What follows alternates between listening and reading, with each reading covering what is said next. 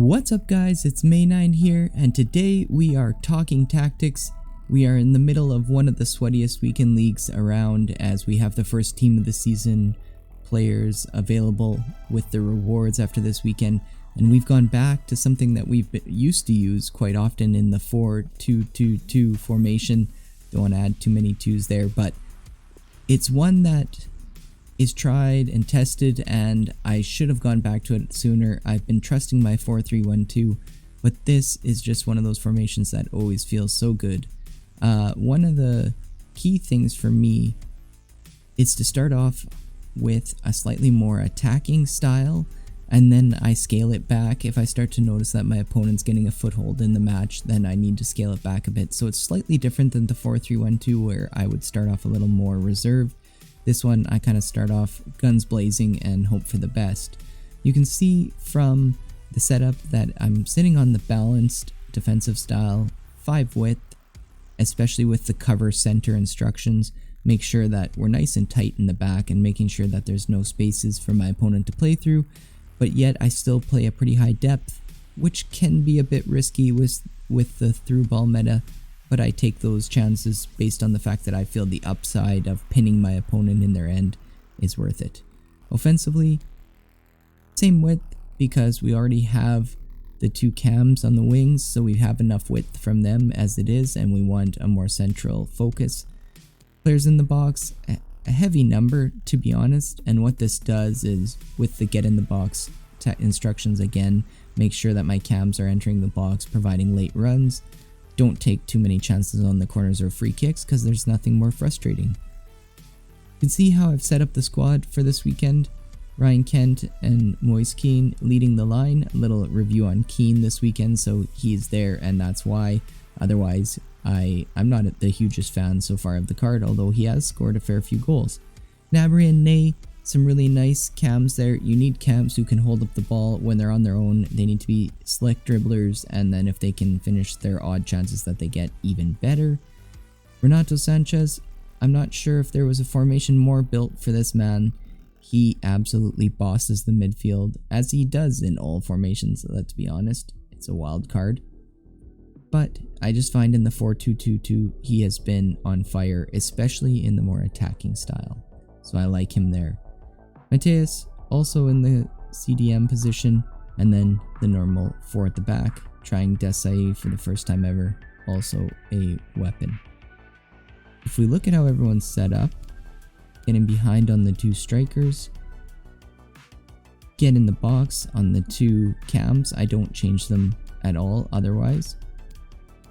Stay back while defending on and cover center on Mateus. Balanced attack and cover center on Renato, so he'll get forward more, which is good. Stay back while attacking on my left back and right back, and so that's how I will start the match. Just a quick look at what'll happen if we're starting to get down in the match. If we're struggling, then we will move to this one, slightly different, lower depth, lower player in the box. Everything else is the same. For the instructions, still getting behind on the 2 strikers. We need them to push the back line of the opponent still. Still get in the box and normal with these 2. Sometimes I will set them to get back on defense, but for the most part, they're covering the wing backs on my opponent, so if my opponent is aggressive, they will come back more. And then stay back attacking on Renato, which changes from the last one, and still stay back on these dudes. Really, Renato's the big change here. And it actually does make a huge difference, because without him getting up and down the pitch, you will notice that there's quite a big gap between Renato, Mateus, and my strikers if I'm attacking quickly. Now, if you slow up play, if you play a little bit slower, if you keep the ball as you move up the pitch, Renato and Mateus will still get into the attack, or at least be on the edge of the box, helping out, and that is still important. With that, I will show you the ultra attacking tactics. If we fall behind in a match, I'll show it to you so you can actually see what it looks like. In the meantime, we are 6-0 this weekend league. The squad and this formation has suited me great. We will jump into match number 7, and hopefully I can demonstrate to you why the 4-2-2-2 is such a good formation. If you're enjoying these formation videos, if you want to see some more in the future, leave a like on the video, let me know if you've tried the tactics and if they're working for you. Subscribe to the channel, there's more where that came from, follow for future content. We're just getting started, and here we go. We'll jump into match number 7. Alright, so my opponent's got the kind of typical squad here, a lot of familiar faces. That Tomori center back is scary as anything, and then with Smaldini, it is going to be difficult to get in behind, but we'll see how it goes. From the FUT Champions Weekend League coming right up. Every reason to believe this will be exciting league. Nice. Well, we always know it's going to be competitive. We always know there's going to be lots at stake. It's going to be exciting as well. There's my cam right in the middle of the play. That's what I love about the 4-2-2. Nice tackle by Mateus. And away we go. Serge Gnabry. Here's Renato Sanchez. Moise Keane. Gnabry. Well, the challenge was clean, but the danger not cleared. It has to be. So we get a lucky bounce there, boys.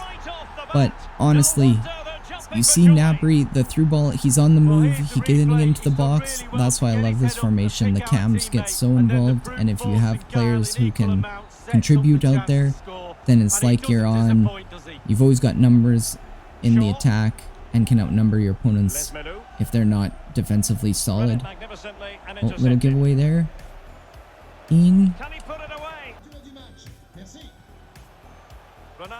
There's Renato. That's kind of what I was talking about. He's just up and down and up and down. When he's set to that free roam, he'll definitely get involved, and if you have the right center defensive mid in that position, they can really add to your attack. Serge Gnabry. It looks promising. Oh, lovely weighted ball. They might be in. And that's why having offensive cams is so important, boys, right there. Beautiful counter attack, finished off perfectly by Ney. I guess that's one thing to note that I didn't in my setup, is that I always make sure I have left-footed players on the left-hand side so that they can finish that cross-body shot far post or finish close post if they're giving that to me. But obviously I realize Neymar's not left-footed, but that 5-star weak foot with Neymar, if you've used him before, he pretty much is. He's struggling to make sure that he has the numbers back. Whenever Renato's on the ball, he's not sure who to drag forward. That opens up more chances. And then he's really struggling with the width of the cams and them getting played in behind. Of course, cams caused both goals, and that's why this formation can trump a lot of other formations out there, because you have the defensive solidity, but then you're getting so many numbers forward. Ryan Kent has it. Bit of fortune. We'll take it. And Neymar. And my cam causes him another problem. Can you believe how good gold Neymar is at this stage in the game? It's unreal. What a finish. It was a bit lucky, but the key is that my cam is cutting into the box and is the one who causes the chance, and no one picks him up. Breaking him down pretty nicely here, and now he's got to make choices. That opens up some space in behind. Tackling and winning the ball to boot. And the ref. Lesmelou. Well done. Couldn't hang on to the ball. Mateus. Excellent. Moving forward effectively. And now my cam opens up. And pull back. Excellent. My other cam. Oh, that's too bad. But you can see one cam to the other at the top of the box. That's what I love about it.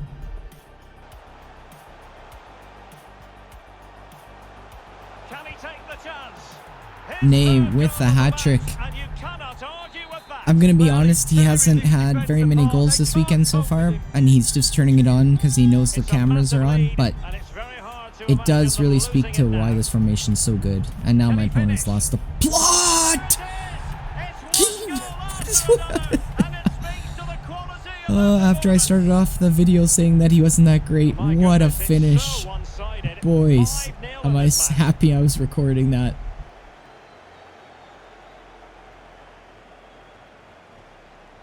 I mean, we're 7-0 here, boys. It's not like we're playing an opponent who has lost a ton of matches. It's just the formation is overwhelming them. Now, of course, you're not going to win every match just because you use it, but I'm just telling you, it will overwhelm even the best of opponents. So we didn't get a chance to show you the ultra attacking because the match is pretty much won, so I'll put it on there now and you can just get an idea of what it's like. And we'll quickly flash to the instructions here. Alright guys, so here's the ultra attacking formation that I use, the 4-2-2-2, when I am down in a match and looking to attempt to come back. Of course I didn't need it for this video, but if we take a quick dive into it, you'll see that constant pressure, 5 widths still, because we don't want the entire squad getting too wide because we have our wingbacks now joining the attack, nor do we want them too narrow and making it too crowded in the box to even forge any chances at all. But you can see that my depth is all the way through the roof as we try and put pressure on my opponent. The fast build up as we try and get our attack moving quickly. Players in the box almost throwing everyone at them, and then corners and free kicks. Again, we don't want to concede off of one of those, so just being a little more cautious there. If we look in the instructions, you can see I've switched my team since I had filmed that original video, but the instructions stay the same. In this case, both strikers are on getting behind still. You'll notice that I haven't set my cams to stay forward because I found that if they don't come back at all once you win the ball in your own end, you can't get out at all in the final third. Balanced on Mateus, who was always on stay back. Renato is now set to get forward. Both are still cover center. And then balanced attack on the wingbacks so that they bomb on forward. I didn't need them, but they are insanely effective and allowed me to come back in a lot of matches this weekend. Well, you taught as a youngster technique, technique, technique. He didn't have any there. And only 2 minutes remaining here. So you can see I'm already more vulnerable to the through ball. That'll happen. But, and what'll also happen is my players will take off a lot quicker from me. So you have to play out really fast or you will be short on numbers or end up having to just lob the ball long. But there's Alaba, my center back, having to come across. You can see just how quickly the players are getting up the pitch and how much they would overwhelm an opponent by the numbers getting forward. But thankfully we didn't need to use it. Neymar with a masterclass, 5-0. Can't complain about that. 7 wins, as I said, 7-0 on the weekend so far using this formation. It is really one of the OP formations in the game, and since the patch, I think that it can only get stronger because of the balance, right? You still can attack in high numbers, but you're not vulnerable to those through balls. I think that's everything, boys, that I wanted to show you. The 4-2-2-2 is cracked. I will kind of leave an update on at the end of this video with how I did overall in the weekend league. Alright boys, there it is. The final game. I feel like 20 minutes is too much. I should let it click down to the 2 minutes left and then see if we can find a match to build suspense, but maybe we'll just dive into it. That was really well done. Here we go, we should have numbers. Come on, Sar, use your pace. Word from the benches that he's actually twisted his knee. That's why he's been trying it. Oh! The Karate Kid! Diata, what was that? Oh, my opponent was in a time crunch, boys! Yes! Yes! There we go. He wasn't willing to wait around to see if he could come back. He was in a time crunch, needing a win. And there it is. And that concludes my 4-2-2-2 review, boys. We finally returned to the promised land of Elite in one of the sweatiest weekend leagues in a long time. and it really did come down to this formation, the balance, the way that it plays, the ability to put pressure on opponents, and the defensive security that you still have. Now, don't get me wrong, having the likes of Alaba and Desai in the backline is certainly a huge bonus, but I've went through a ton of cracked players recently, and for the past 3 weekends fell well short of elite, and this time it just felt like it was inevitable, and we pulled it through in the end. If you're enjoying these videos, if you'd like to see additional formation videos, please let me know which formations you boys are interested in. Leave a like on the video to let me know it's worth it and to continue moving on with them. Subscribe to the channel for future content, and follow because there is a lot more where that came from. Hoping you're all safe and well. Talk to you soon. Peace.